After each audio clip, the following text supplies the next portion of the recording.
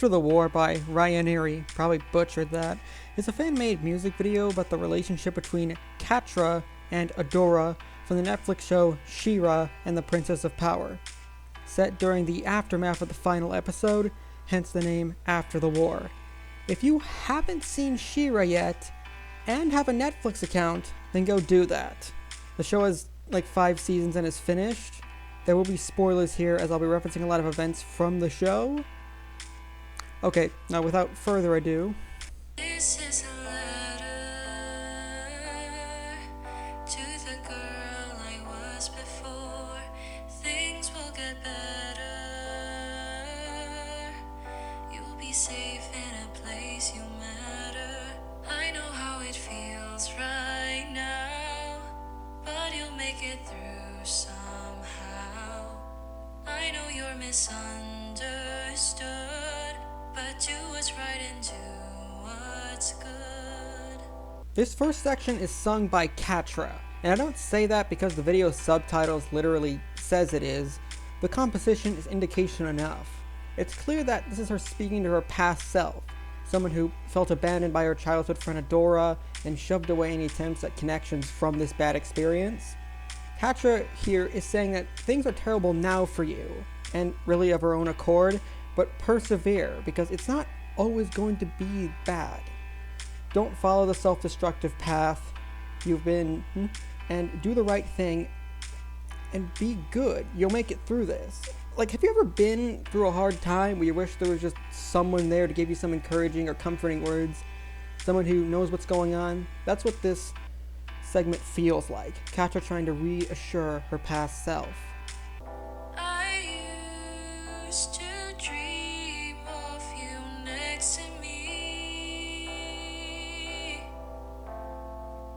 but now you're really here, and I wonder if this feeling is the feeling of coming home. These next few segments are aimed towards Adora, and how amazing it feels that the two are actually together. Here's Catra in a state of shock at getting to be with her after treating her so horribly throughout the series and shoving her old friend away. After seeing Adora charging off to save the world and probably die, it's amazing to Catra that Adora is here now. She feels the same way as when we're returning to the warmth and comfort of home after being gone so long on an arduous journey. A feeling that Catra has never truly known because she grew up here in the Fright Zone.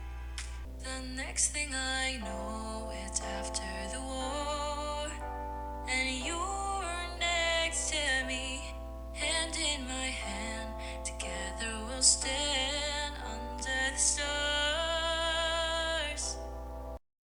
One thing that you should note is that within the show's timeline, Catra and Adora have been friends since they were toddlers, grew up and sparred with one another, then ended up on opposite sides fighting each other for a long time.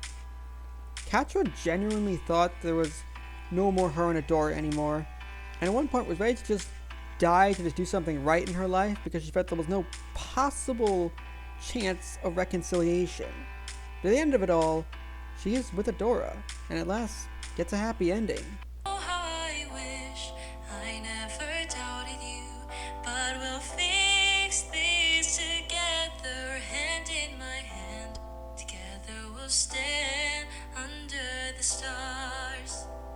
Catra knows she's caused some serious damage with her vendetta towards Adora, blaming her for Catra's own issues. When they became enemies, it was like for 3 years story-wise, and Catra did some seriously questionable things. I really do mean like fight, like Catra legitimately tries to kill Adora and her friends at times.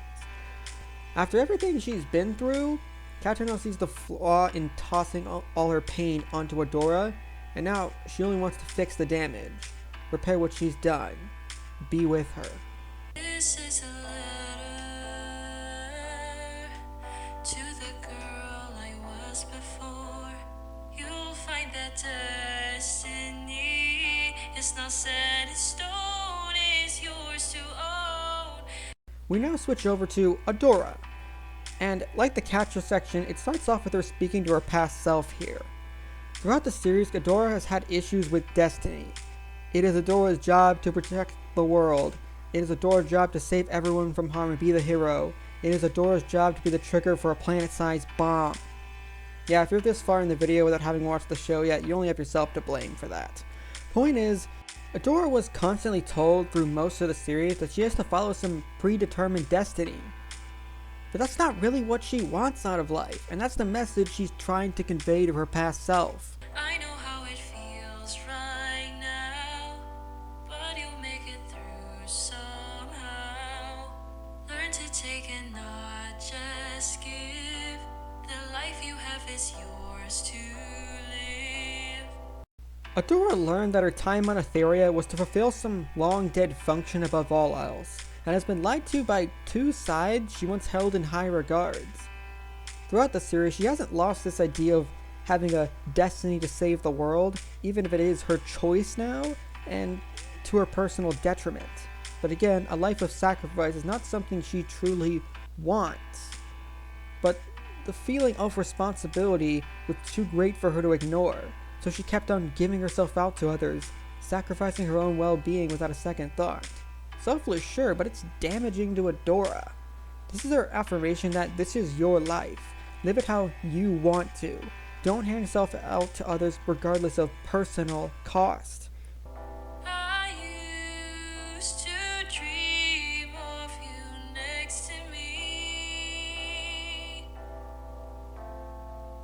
but now you're really here, and I wonder if this feeling is the feeling of coming home. This last section is directed towards Catra. Over the series, Ghidorah has constantly tried to get Catra to leave the Horde to no avail, to get her old friend to come to the better side. Now, Ghidorah has actually managed to get Catra back after so much trying. Ghidorah was ready and willing to die saving the world, yet had Catra running into danger, begging her to stay, to remain together. This realization that her old friend really wanted her in a certain way, if you get what I'm saying, was what brought Ghidorah out of a suicidal, bittersweet ending to the happy "we won" moment at the end of the series. Oh, how I wish I never doubted you, but we'll fix this together, hand in my hand. Together we'll stand under the stars. After Season 3, Episode 6, The Portal, where Angela, ends up basically dead thanks to Catra's actions, it really did feel like Catra was beyond redemption. It was just a full-blown villain then, and yet they managed to pull the rug out from under me and change that around. This is Ghidorah saying that, hey, you've done definitely questionable things, but let's fix this. You want to be a better person? Let's get started. I'll be there with you. I have always loved you, though I tried not to. I was too blind to see hurting you was hurting me. Back to Catra talking. Whenever someone mentioned that Catra likes Ghidorah in any capacity, she always denies it, as any relationship she has. Like with Scorpia, someone who has been very open in trying to befriend Catra, she shoves her away, and even her old squad mates too. Through that all, Catra is able to realize, oh snap, all this negativity towards any form of companionship isn't conducive to my health. But felt like she was unable to fix it. At the end of Season 4, she had completely given up and was ready to just die. This is her acknowledgement that me wanting to hurt you and get revenge wasn't right. It wasn't really what I wanted out of life. You're worth more than what you give. You're worth more than what you've done. The first line is Catra speaking to Ghidorah. All Ghidorah has been is someone who tries to be what others wanted. Shadow Weaver wanted her to be the greatest military commander in the Horde, Lighthope wanted her to fulfill She-Ra's purpose of activating a super weapon, and Glimmer wanted her to be the world-saving She-Ra for a time. But has anyone, even Ghidorah, asked what she wants to be? Katra's line is saying to Adora that she is more than a hero or a weapon, but a person, herself. The second line is Adora speaking to Katra, saying that in spite of the things that she has done throughout the series, she is not completely beholden to them. Katra is not some ruthless and vindictive person naturally, and shouldn't allow the past to end up consuming and destroying her. Here is a chance to move past that, and for her to right the wrongs she has made. You're worth everything to me. You're priceless, you see. And after all is done, we've only begun.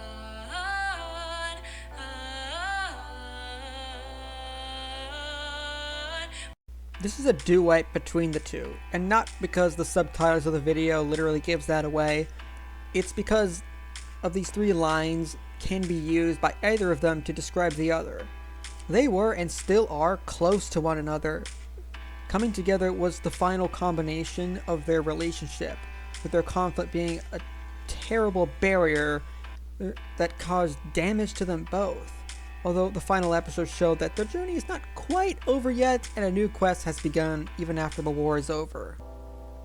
Promise me you'll never leave. Promise me you'll try.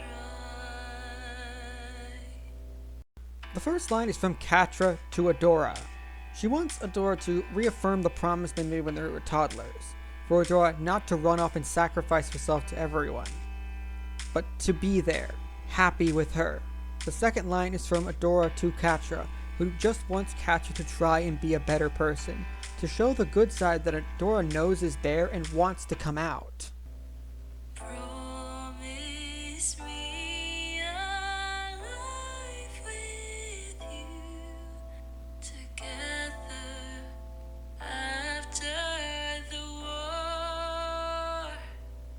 Oh, together after the war. Another duet between them, and pretty straightforward.